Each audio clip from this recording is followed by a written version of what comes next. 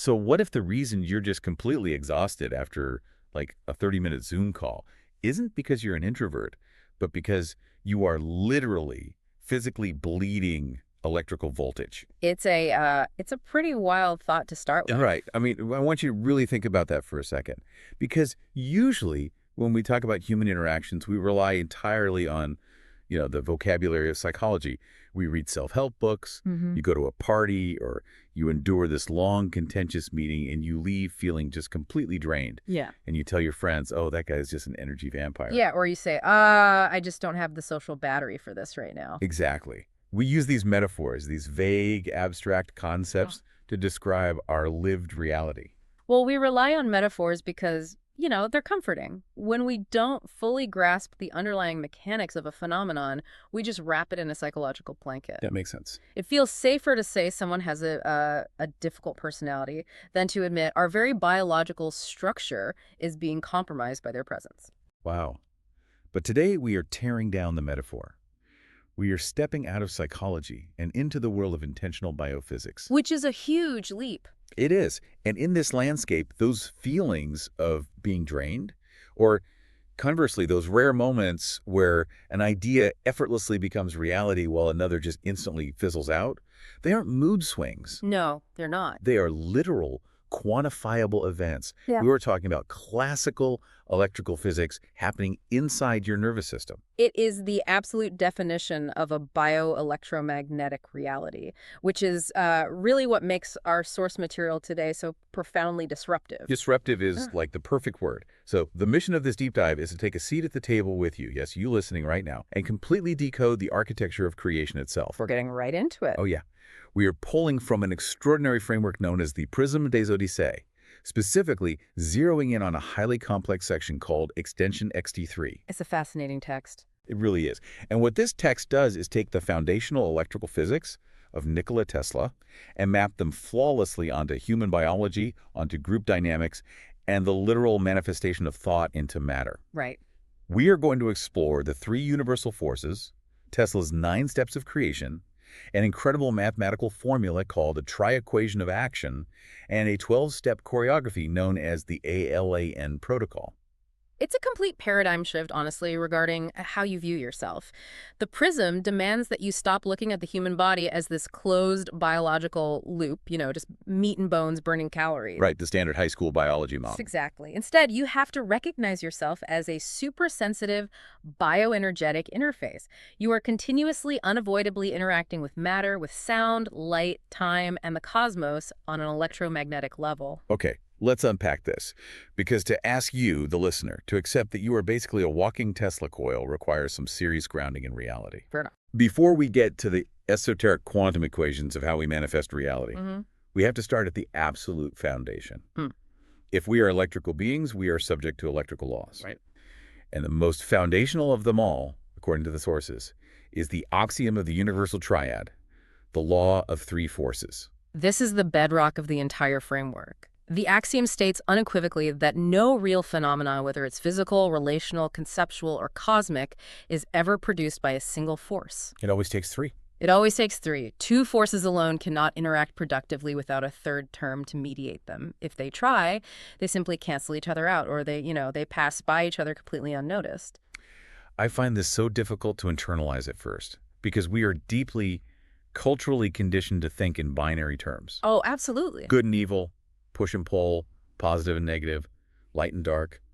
But the sources point out that this law of 3 isn't some new age concept. It is one of the most robust, observable laws of reality across all scientific disciplines. Yeah, the philosopher Gurdjieff called it the law of 3. Classical physics observes it constantly, and Nikola Tesla formalized it meticulously in his electrical signal physics. Right, so the math actually contradicts our binary intuition here. It does. If you look at how Tesla formalized this in electricity, it becomes undeniable. I mean, every functional circuit in existence requires a positive pole, a negative or neutral pole, and a conductor. Yeah. Without all 3, you have absolutely zero power. You have potential, maybe, but no actualized phenomenon. So if we break down these 3 forces within the context of extension X3, we start with the active force. The positive, the yang. The initiator. The spark. Exactly. It is the force that deliberately breaks a stable equilibrium to create movement. It emits, it pushes, it fertilizes. Yeah. Okay, so it's the drive. Yeah, if we use Gurdjieff's terminology, it's the affirming force. Its entire direction is outward, toward the other or the environment. The qualities associated with it are intensity, heat, impulse, and absolute clarity. But the sources are very clear about the inherent dangers of the active force. Like without balance, without the other two forces, the active force leads to violent dispersion and absolute exhaustion. Oh, yeah. Completely burns out. I always picture it like taking a massive industrial car battery and just letting it spark out into the open air. It's violent, it's bright, and it drains itself incredibly fast without accomplishing any actual work. That's a great visual. And in Tesla's physics, this is the electromotive force, the EMF, the pressure. Which is why the second force is absolutely vital, and yet historically it is the most misunderstood of the three, the passive force, the negative or the yin. Right. And this is where language really trips us up. Let's stop right here and clarify this for you listening, because this is where our modern vocabulary really fails us. We hear the words passive or negative. Yeah. We instantly assign a moral judgment to them. We do. We think bad or weak. Exactly. We think of a passive person as someone who just sits on the couch, letting life happen to them, contributing nothing. And that modern interpretation is entirely incorrect within this framework. The passive force is not the adversary of the active force. It isn't fighting the spark. It is its necessary condition for existence. Wait, so it's not opposing it? Not at all. It is the receiver, the substrate, the container. In Gurdjieff's terminology, it's the denying force, but it's much more accurate to think of it as resistance. Without resistance, there is no electrical circuit. Oh, I see. So if you take that same car battery and you just wire the positive and negative terminals directly together with a highly conductive piece of copper wire, meaning zero resistance, what happens? You get a short circuit. Right. The battery doesn't do work. It shorts out, it melts the wire, and it likely catches fire. It destroys itself. The resistance, the passive element, is the light bulb. It's the motor. It is the thing that forces the energy to slow down and actually do something. Precisely. The passive force contains, it condenses, and it stores. It provides the literal matrix into which the active force can imprint itself and take shape. Okay, that makes so much sense. Its direction is inward, toward the self. Its defining qualities are depth, receptivity, patience, and massive capacity. Though it definitely has its own systemic risk, right? Just like the active force can burn out, the passive force, if left unchecked by the other two, leads to stagnation. Yeah, it becomes excessive gravity. You just absorb and absorb and absorb until you sink under your own weight. And in Tesla's equivalent, this is capacitance and inductance.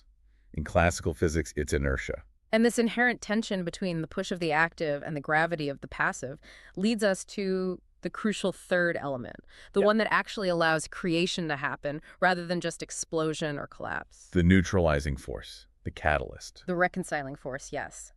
What is fascinating about the neutralizing force is that it doesn't create anything on its own. It has no inherent agenda. So what does it do? It provides the terrain, the specific medium where the active and the passive can actually meet and communicate.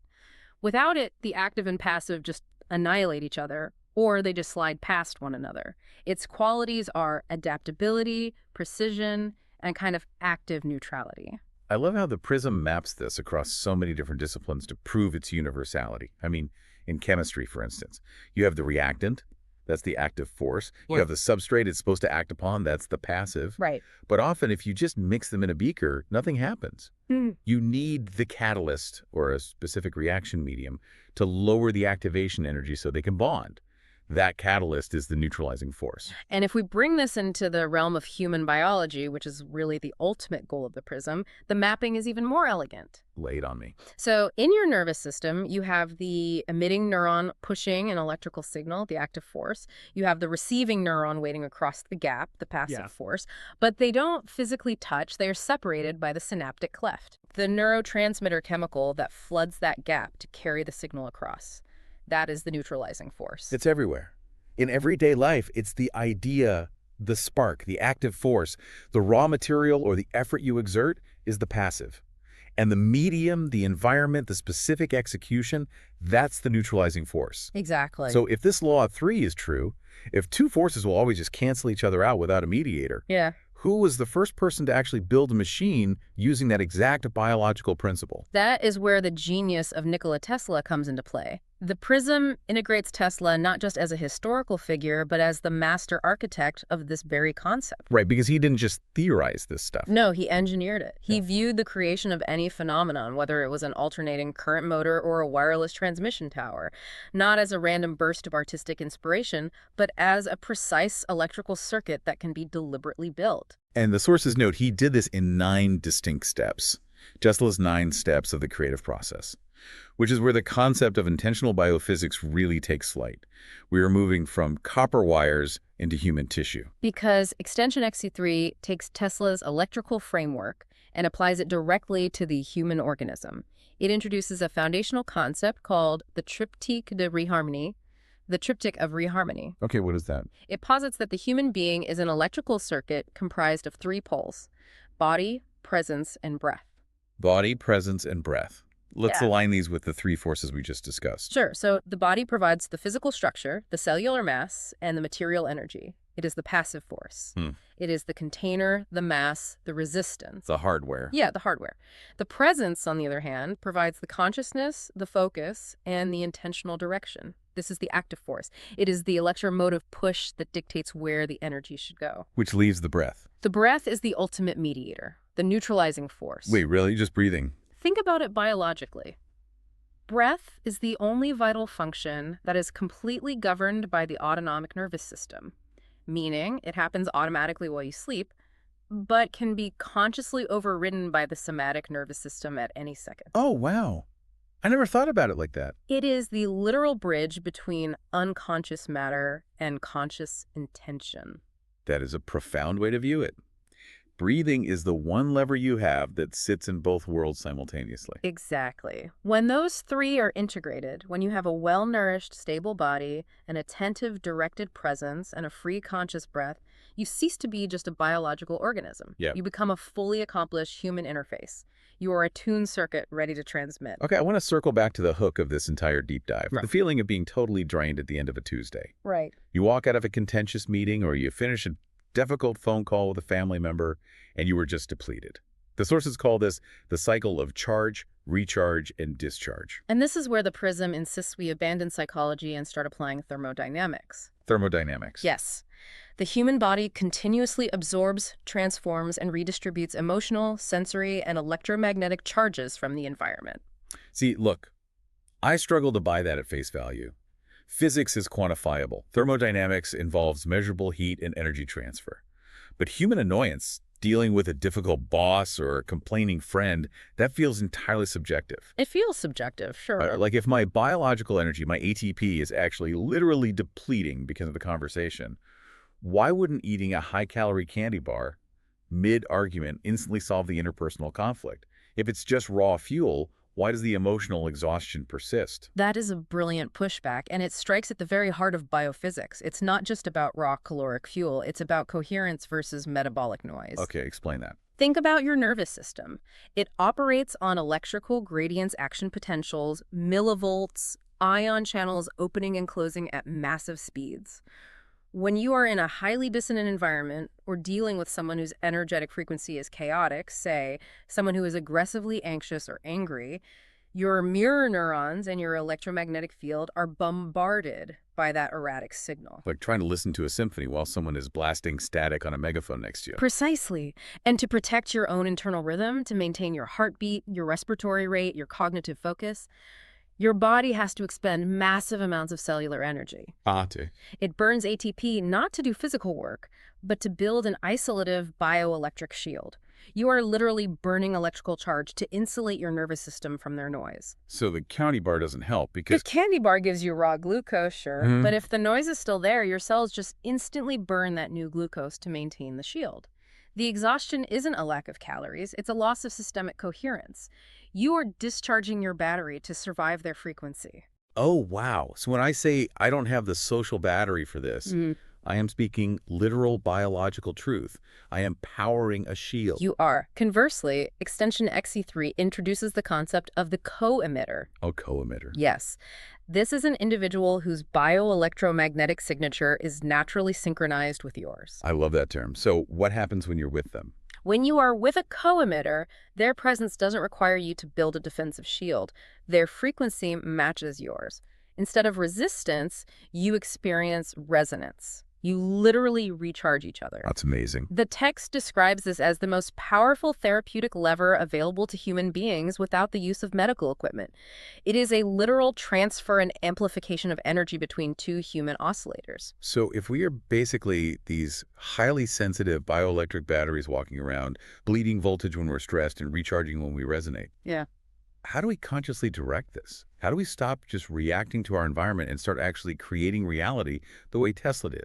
That requires moving from passive observation to active engineering, and the PRISM provides the exact mathematical formula for this transition. Here's where it gets incredibly dense, but like absolutely fascinating, because the text actually gives us an equation, the tri-equation of action. It is the literal blueprint for how intention alters reality and matter. Right. The equation is written as action equals m multiplied by c multiplied by f, separated by a strict vertical barrier line, followed by pi. So it reads as m times c times f barrier pi. I want to break this down variable by variable for you listening, because if you understand this formula, you understand the mechanics of how your thoughts influence your environment. Let's start with M. The sources call it the indus de medias, or the matrix. So m represents the absolute purity of the substrate. If we are applying this to human biology, it refers primarily to the conductivity of your cellular water. Cellular waterway, we're not just talking about being hydrated, right, like drinking 8 glasses a day. No. We are talking about structured water. The human body is roughly 70% water, but inside your cells, that water isn't just sloshing around like a puddle. It exists in a fourth phase, a liquid crystal state that is highly conductive to electrical signals and biophotons.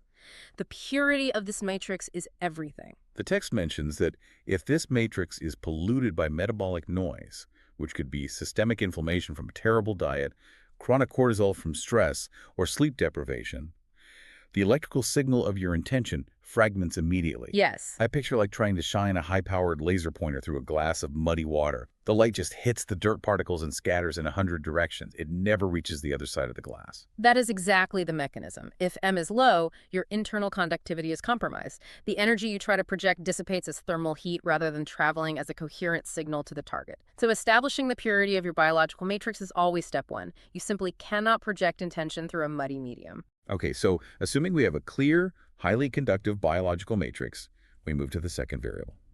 C, the pentad atmospheric, or the CHAMP, the field. C is the three-dimensional geometric confinement of the energy. It acts as an electromagnetic funnel. Let's expand on this because geometric confinement sounds very abstract. Think about the difference between a normal light bulb and a laser beam.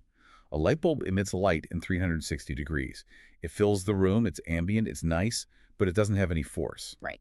A laser, however, takes that exact same amount of light energy and confines it geometrically into a single, perfectly parallel column.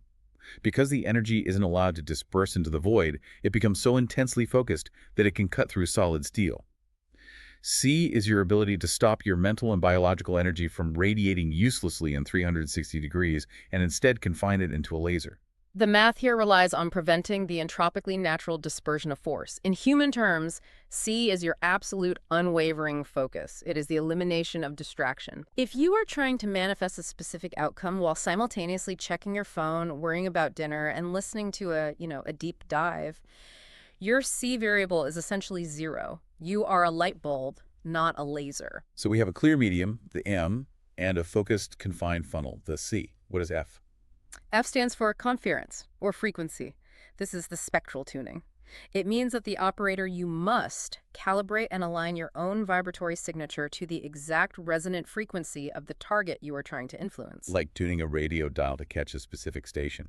If the station is broadcasting at 99.1 megahertz and you are tuned to 99.0, you don't get a slightly quieter song. You get absolute static. You have to be precise. Exactly. And the PRISM is very specific about how this works biologically. It involves gamma wave synchronization and intercerebral alignment. Walk me through that. There you go. I'm not a neuroscientist. What does gamma wave synchronization actually look like in a human brain, say, during a meeting? Well, gamma waves are the highest frequency brain waves, operating between 30 and 100 hertz. They are associated with peak concentration, sudden insight, and high-level information processing. Okay. When you are attempting to deeply connect with another person or a complex concept, your brain must literally match its oscillation rate to the environment. Mirror neurons fire to map the other person's state onto your own cortex. So you're literally syncing up. Yes. If your frequency, your F, is locked into a low, sluggish state, say delta waves from being overly tired, you simply cannot interface with a high-frequency target. The transmission just bounces off. And then, in the middle of this equation, separating these first three variables from the final one, is a strict vertical line, the barrier. The barrier is fundamental to the safety and efficacy of the circuit. It represents a strict, impermeable separation between the macrosystemic conditions, the M, C, and F we just discussed, which are the environmental and physiological setup phases, and the active projection of consciousness that comes next. Why do they need to be separated? Because if you try to inject raw kinetic power into a system before the matrix is pure, the field is confined, and the frequency is tuned, you will cause a biological short circuit. You'll blow a fuse. You will literally blow the fuses of your own nervous system. The barrier ensures that preparation is completely finished before execution begins. Which brings us across the barrier to the final variable, the engine of the whole equation, pi, the pression d'intention. The pressure of intention. This is the kinetic vector, the active driving force. If M, C, and F are the gun in the barrel, pi is the gunpowder, and pi itself is governed by three subcomponents, PP, MP, and LP. Let's define those quickly. PP is the proportion of projection, the scope or the spatial volume you are targeting. MP is the magnitude of projection, the raw power, the wattage, the sheer force of impact. And LP is the length of projection, the persistence in time, the depth of penetration, how long you can hold the pressure without wavering. Exactly, and when you successfully multiply a pure matrix, a perfectly confined field, and a precisely tuned frequency, and then you inject the kinetic pressure of intention across the barrier, you achieve the action, the manifestation. And according to the text, this resulting action doesn't just happen instantly in a puff of smoke. It happens in three distinct chronological phases of administration: synchronization, transductance, and fixation. Synchronization is the initial contact. It's where your tuned frequency aligns with the target. But transductance is where the true mystery of biophysics lies. Oh, this part is wild. The text calls it a state of superposition intentionnel. It is the moment of maximum plasticity where physical matter is actively being informed and altered by the electromagnetic pressure of thought. The old reality has melted, but the new reality hasn't solidified yet. I picture transductance like glass blowing. When glass is sitting on a table, it's rigid and brittle. You can't change it. But when you apply intense heat, the active force, the glass glows orange. It becomes this viscous, superheated liquid. Right. It's not a solid window pane anymore, but it's not raw sand either. It is in a state of ultimate plasticity. You can bend it, twist it, breathe a new shape into it. That glowing orange state is transductance. That is a phenomenal anatomy. You are applying the pressure of intention, the pi, to the superheated glass. And then inevitably comes the final phase, fixation. The cooling of the glass. Exactly. This is where the event is locked in. The quantum superposition collapses into a single state. The new form crystallizes and becomes a persistent physical reality. The glass cools, sets, and becomes rigid again in its newly intended shape. But the sources are pragmatic. They note that if your effectiveness isn't 100% like, if your focus wavered or your matrix had some impurities and some energy escapes during fixation, the system initiates a process called retropage, a catch-up process. Yeah, it automatically attempts to recycle the dispersed energy so it doesn't just flood your environment as chaotic, damaging noise. All of this theoretical physics raises an incredibly demanding question, though. It's one thing to look at an equation M times C times F, barrier, pi, and understand it intellectually, but how does a flawed, emotional, biological human being actually execute this in real time without losing their mind? And that question leads us directly to the absolute core of the PRISM, the ALAN protocol, the 12-stage choreography of crystallizations. The PRISM details this protocol extensively, from ALAN1 all the way through to ALAN12. It is a synchronous, interdependent, step-by-step process detailing exactly how an operator transforms information from a neutral subatomic potential all the way up to a final laser-focused projection of reality. Right.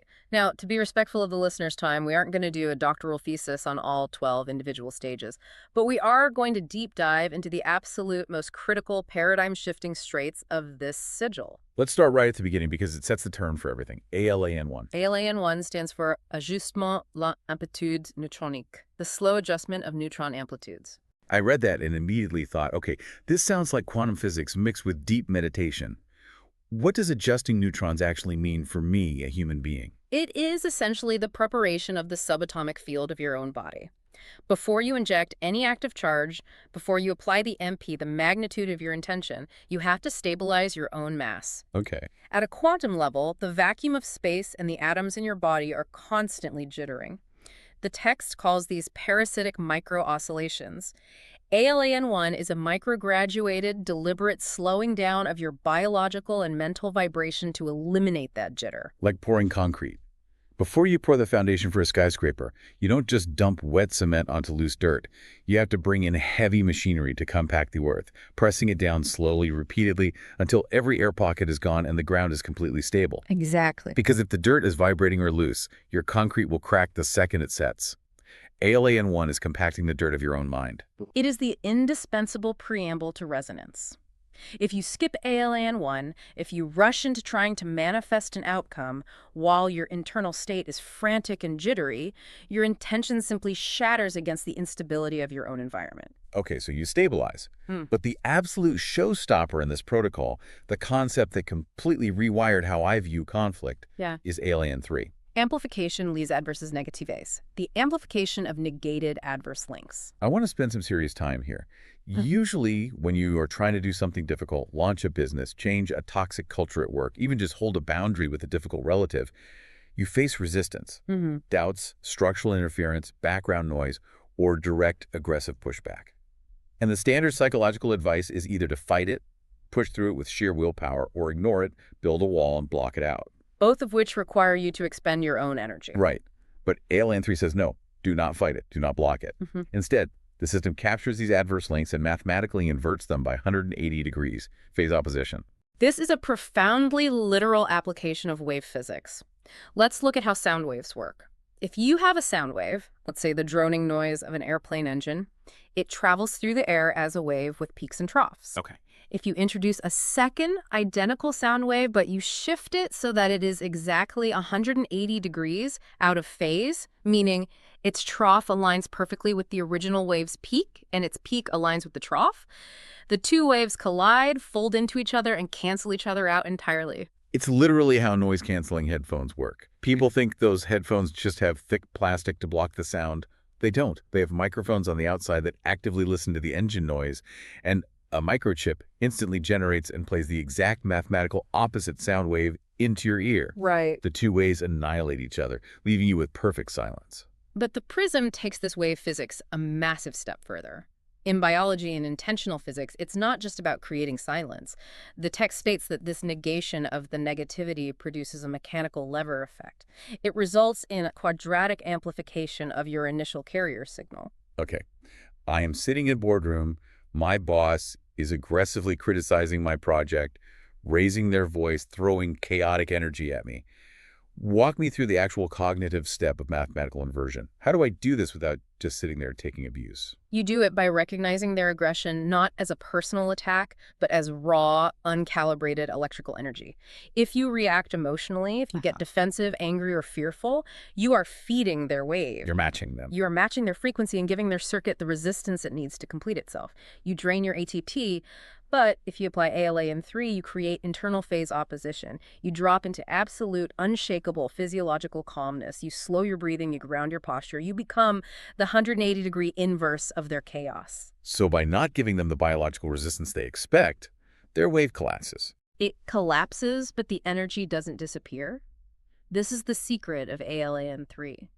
Because you maintained total internal coherence, the C and F from our equation, the massive energy they're just expended trying to disrupt you is harvested by your stable field. Wait, really? Yeah, you use their chaotic energy as a carrier wave for your own calm. The friction of the environment, when mathematically inverted by your non-reaction, actually fuels your intention. Imagine having noise-canceling headphones, but instead of the canceled engine noise just vanishing into nothing, the physical energy of that canceled noise is harvested by the headphones and converted into a massive power boost that charges your phone in your pocket. That's exactly it. You aren't just surviving the toxic environment, you are using the toxicity as a free battery to power your own coherence. It is the ultimate biophysical jujitsu. You don't fight the chaos, you invert it to double your power. Without ALAN3, your frequency would eventually drop to zero because you'd be constantly battling the noise of the world. By negating it, you clear the channel and mathematically amplify your own signal. That is just incredible. But once you have that massive power flowing, once you are carrying all that amplified charge, you become a beacon. You need protection. Which brings us to ALAN7. Attraction Lumière Antinucleique, the creation of a photonic shield. A literal shield of light. A biophysical polarization. The physics here is that when you open a high-energy bioenergetic channel, when you are operating at peak coherence and manifestation, you actually become more vulnerable to specific disruptive frequencies. Oh, because you're so open. Exactly. What the text refers to as ionizing radiation or dense metabolic background noise. Your system is so open and conductive that any stray, chaotic frequency can cause severe biological damage. Because you've lowered all your normal psychological defenses to be fully conductive. Correct. So ALAN7 is deployed. It is a selective gravitational pull generated by the operator's field that attracts high-coherence light spectrums, biophotons, to form a literal, measurable electromagnetic shield around the body. It neutralizes destructive radiation before it can penetrate the biological matrix. The text refers to it beautifully as the bouclier photonique, the shield of the fondature. But here is where the architecture of the prism reveals its true balanced symmetry. You cannot just have 12 stages of forward projection. The universe doesn't allow for infinite expansion without contraction. You can't just push and push and push your intention out into the world. Because of basic Newtonian physics, every action has an equal and opposite reaction. If you just push indefinitely, the system will eventually fracture and collapse under its own unchecked momentum. Exactly. And this is why the entire ALAN protocol is intimately counterweighted by the VOWN matrix. For every single one of the 12 stages of dynamic outgoing push the ALAN, there is a corresponding simultaneous phase of metrological control, inward anchoring, and integration, which is VOWN. The ultimate mirror effect. The active force of ALAN balanced by the passive containing force of VOWN. And the math provided in the text for this balance is highly specific. It states that the sum of the 12 ALAN states divided by the sum of the 12 VOWN states, when applied to the M times C times F barrier pi formula, resolves to a specific irreducible integer, 34. 34, the magic number of the prism, the factorial product of this entire interoperable 24-straight system. We will explain exactly why the number 34 is not arbitrary, but is in fact the holy grail of biology in just a moment. Okay, I can hear you listening to this right now, driving your car or walking your dog, and you're probably thinking, this is fascinating, but it is incredibly high level. We're talking about adjusting neutron amplitudes, phase opposition, photonic shields, and quantum equations yielding 34. It's a lot to take in. It is. How does this actually manifest in human beings? What does this look like when three people are just trying to work together in a room? This is where the prism transitions from theoretical physics to sociology, and it does so seamlessly. It scales from the subatomic all the way up to human relationships by introducing the concept of the human triplet. Living oscillators. The text gives them archetypal names: Alan, Linda, and Jimmy. The premise here is that when three biological systems, three people with distinct complementary properties unite with a shared, coherent intention, their potentials do not just add up linearly.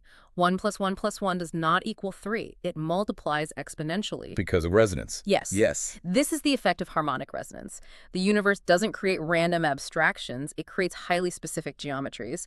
And this specific human triad, Alan, Linda, Jimmy, perfectly embodies the universal law of three forces we discussed at the very beginning of this deep dive. The active, the passive, and the neutralizing.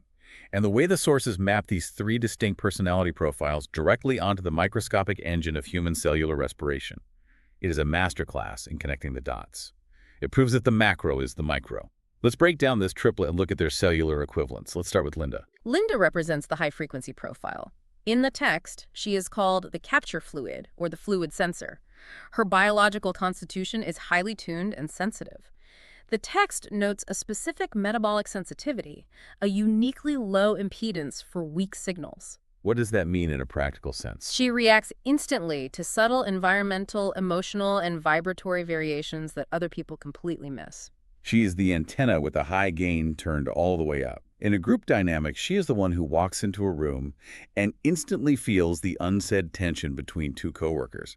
She catches the signal first. She provides the speed of reaction, the brilliant, rapid-fire, intuitive ideas. Yes, she is the spark. And the exact biological equivalent to Linda happening inside every cell of your body right now is glycolysis. Glycolysis, the breaking of sugar. It is the very first step of cellular respiration. It happens out in the open cytoplasm of the cell. It is a rapid, immediate, almost violent breakdown of a glucose molecule that releases the very first electrons and triggers the biological alert cascade. And doesn't even use oxygen.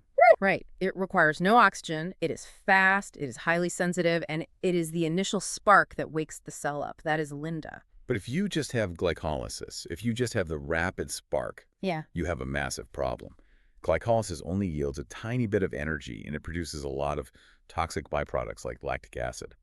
If a team is just made up of Lindas, you have a million brilliant, highly sensitive ideas firing off rapidly, but everyone burns out from sensory overload and anxiety in an hour. Exactly. You need a container. You need an anchor to ground that high-frequency spark. And that brings us to Jimmy. Jimmy is the low-frequency stable profile, the anchor, the condenser. He embodies the passive force in the most essential, powerful sense of the word. Jimmy has a strong, measured, unshakable profile with high biological inertia. He is the thick ground wire of the circuit. So he takes the hit. He absorbs the emotional and energetic overloads of the room. He stabilizes the rapid, frantic signals coming from Linda and prevents the whole group system from spiraling into chaos or nervous saturation. He's the guy in the meeting who, when everyone else is panicking about a deadline, just sits back, takes a breath, and says, okay, let's just look at the spreadsheet. He doesn't get phased. And Jimmy's direct biological equivalent is the Krebs cycle. This mapping is perfect. The Krebs cycle is a deep, stable, repeating geometric loop operating safely inside the heavily armored mitochondria of the cell. It doesn't panic. It doesn't move fast. It slowly and methodically takes the frantic initial byproducts of glycolysis Linda spark and processes them. It accumulates electrical charge in the form of protons. Step by methodical step, it gives the raw energy mass, inertia, and usable stability. Which is an amazing dynamic. Linda sparks. Ginny catches and grounds the spark so it doesn't burn the house down. But they still have a problem. They have potential energy, but they haven't actually produced any final work. The spark and the grounded battery still need to be translated into physical movement. They need the neutralizing force, the modulator. And that is Alan. Alan is the bridge. He connects the high-minded biophysics to the heavy, dense matter. He translates Linda's high-frequency intuitive impulses and Jimmy's grounded, accumulated stability into constructive, forward-moving action and structural geometry. And the biological equivalent for Alan is the most fascinating machine in the human body, the respiratory chain, specifically the enzyme ATP synthase. ATP synthase is not a metaphor. It is a literal, mechanical, microscopic rotary engine inside your mitochondria. It spins. It physically spins. It does. It takes the massive electrical charge accumulated by the Krebs cycle, Jimmy, which was originally triggered by the rapid input of glycolysis Linda, and it forces those electrically charged protons through its spinning turbine. This rapid mechanical spinning transmutes the raw electrical current into a physical chemical bond. It manufactures matter out of electricity. And what specific matter does it create? It creates ATP, adenosine triphosphate, the pure, usable energy currency of biological life. And if the entire human system is perfectly tuned, if the tri-equation of M, C, and F is balanced, if Linda, Jimmy, and Alan are operating in perfect resonance without leaping energy, the mathematical yield from one single molecule of glucose running through this complete triplet is exactly 34 ATP. And there's the number 34. The mathematical endpoint of the ALAN and VOWN matrices. It is the ultimate biological energy yield, the perfect crystallization of intention into matter. It is absolutely mind-blowing how the abstract quantum math of the ALAN protocol mirrors the exact biological yield of optimal cellular respiration. It is entirely fractal. It is the exact same behavioral pattern at the subatomic level, the cellular level, and the interpersonal human level. If we connect this back to your daily life, you probably recognize these dynamics instantly. Think about your family unit or your executive team at work. You absolutely know a Linda, the visionary who feels every shift in the market but gets easily overwhelmed. You know Jimmy, the reliable rock who absorbs the panic but maybe lacks the initial spark of innovation. But the critical, actionable insight here is that without an Alan, a designated modulator who can translate the sensitive input and the stable inertia into a directed, actionable geometry, the entire group stalls. Yeah. And worse, without understanding these biophysical roles, The highly sensitive Linda will inevitably burn out and get sick from chronic sensory overload, and the stable Jimmy will eventually stagnate and become deeply depressed from holding too much unreleased electrical charge. So the million-dollar question, the practical application of this entire deep dive Yeah. is, how do you manage this? How do you keep the human triplet operating at 34 ATP without frying the biological circuits of the people involved? Because as we established, you can't just think positive thoughts to fix a blown circuit. You have to physically, materially build and repair the hardware. And the prison gives us the operational guide for this, the 3 pillars of modulation. These are the practical, daily, unglamorous levers required to manage individual biological load so that the collective group transmission is optimized. Let's look closely at lever 1, chemical and nutritional regulation. The matter. This is deeply specific and entirely based on the physics of the body. For the highly sensitive profile, the Linda, the text, mandates the strict and absolute elimination of lactose from the diet. This threw me when I first read it. Yeah. In the middle of quantum equations, a sudden dietary restriction. Why lactose specifically?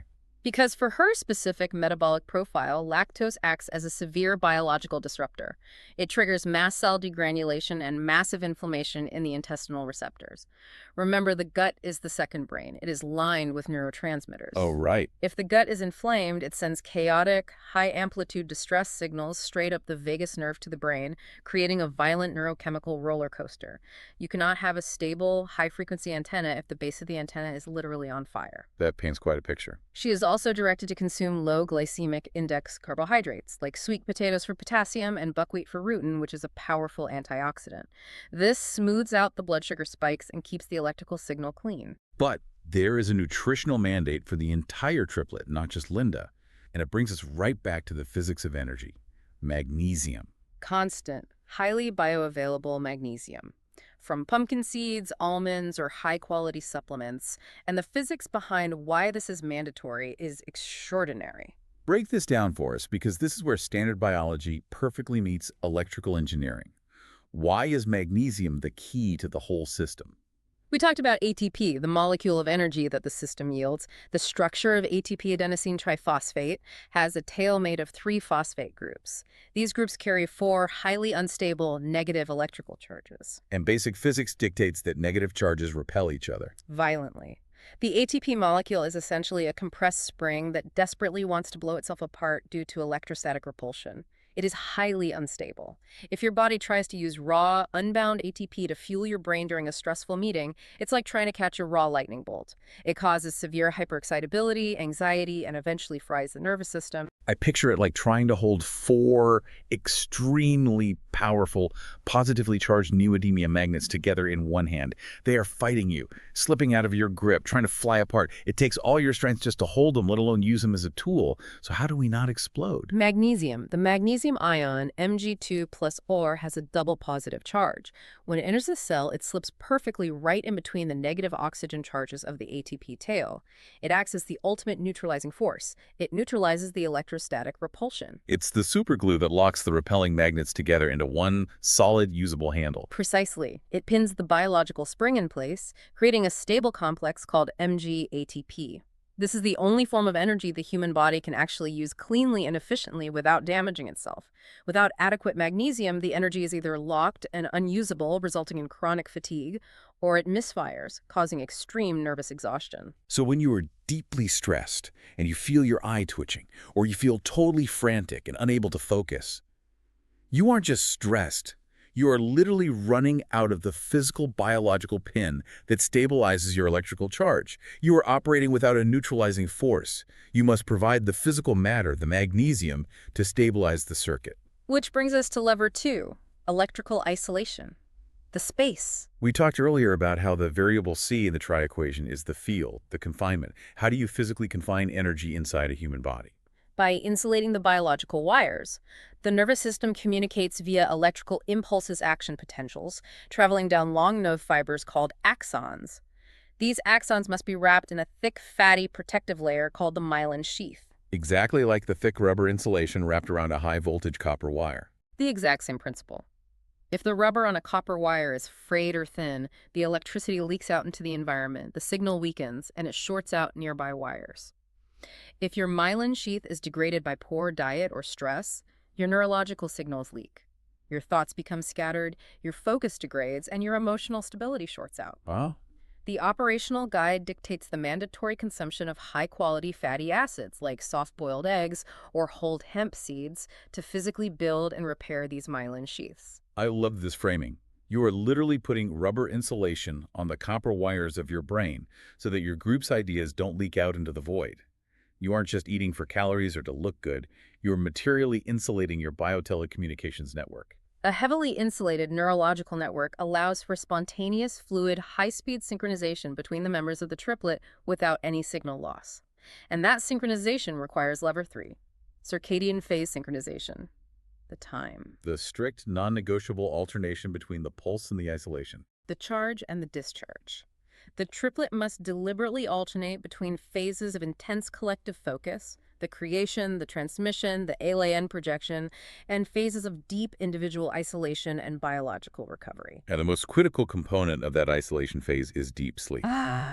Yes, because deep sleep is not just rest. It is an active mechanical process. It activates the glymphatic system. This is the brain's physical waste clearance mechanism. So what's actually happening when we sleep? While you are in deep sleep, your brain cells literally shrink in size, and cerebrospinal fluid rushes in to physically wash away the toxic misfolded proteins and byproducts of daily neurological activity. It washes away the metabolic noise. If you are walking around in a state of chronic sleep debt, that biological garbage just builds up in the matrix. The text says it literally physically increases the electrical impedance of your brain. It completely ruins the conference of the tri-equation. If you don't sleep, your internal channel is cluttered with debris, your frequency drops to a chaotic baseline, and your M times C times F equation yields nothing but friction and exhaustion. Okay, so we've mapped the perfect scenario. We've got the low inflammation diet, the fatty acid nerve insulation, the deep sleep washing the brain. But we are humans. What happens when things inevitably go wrong? You are in a highly tuned group, you are well rested, you've eaten your pumpkin seeds, but a sudden, intense conflict arises. Egos flare up, the dynamic starts to fracture and escalate. The PRISM anticipates this and offers a highly specific tactical protocol for managing ruptures. It's called the saisie di surprise, the seizure of surprise. There's a tactical maneuver for when ALAN3 needs to be deployed instantly. It is. When you encounter intense friction or a rapidly escalating dissonance with someone, an argument that is spiraling out of control, the absolute worst biophysical thing you can do is push back directly with equal force. Friction is a self-sustaining feedback loop. If you oppose the dissonance with more loud dissonance, it rigidifies, it locks in, the waveforms entangle. If someone is yelling at you and you yell back, you aren't solving the problem. You are just providing the exact resistance they need to complete their chaotic circuit and keep the current flowing. Exactly. So the saisie di surprise dictates that at the exact moment the emotional dissonance peaks, right when the argument is at its loudest, the operator introduces a radical, completely unexpected action. A total neurological pattern interrupt. A sudden, absolute, unblinking silence. A completely off-topic, bizarre question. A radical physical shift in visual focus, like suddenly staring intently out the window instead of at them. Why? What does that actually do electrically to their brain? It creates a micro window of absolute vacuity. By doing something completely contrary to the expected escalation pattern, you instantly short-circuit their automatic neurological reaction loop. Their nervous system was braced for impact, and suddenly there's nothing there to hit. Their system experiences a millisecond of biological floating, of having no anchor, no resistance. And in that tiny split-second window of sheer surprise, the operator injects their own stable, calm frequency. Because the chaotic energy suddenly has nothing to push against, it collapses on itself. It falls into the vacuum you created. And in that sudden silence, your pre-established, stable frequency takes over the room, and their nervous system is forced to recalibrate to your calm. You become the tuning fork for the environment. You become the archont frequentiel, as the text calls it, the frequency archon. You don't do anything actively to fight them. You don't argue the logic. You simply become the unmovable, highly insulated stability that forces the chaotic system to collapse and realign around your geometry. It is a completely different way of walking through the world. Let's zoom out. Let's recap this immense, dense journey we've just been on. It has been a massive paradigm shift. We started by looking at Nikola Tesla's universal triad, the active, passive, and neutralizing electrical forces that govern literally all creation, proving that nothing happens in a binary. We took that electrical law and applied it to the bioenergetic interface of the human body, the triptyque de réharmonie of body, presence, and breath. We moved from abstract metaphor to hard math with the tri-equation, detailing step by step how matrix purity, field confinement, frequency alignment, and the pressure of intention physically crystallize reality across the barrier. We decoded the 12 steps of the ALAN protocol, specifically dwelling on the genius of ALAN3, using mathematical phase opposition to literally harvest the noise and negativity of your toxic environment and convert it into a massive power boost for your own coherence.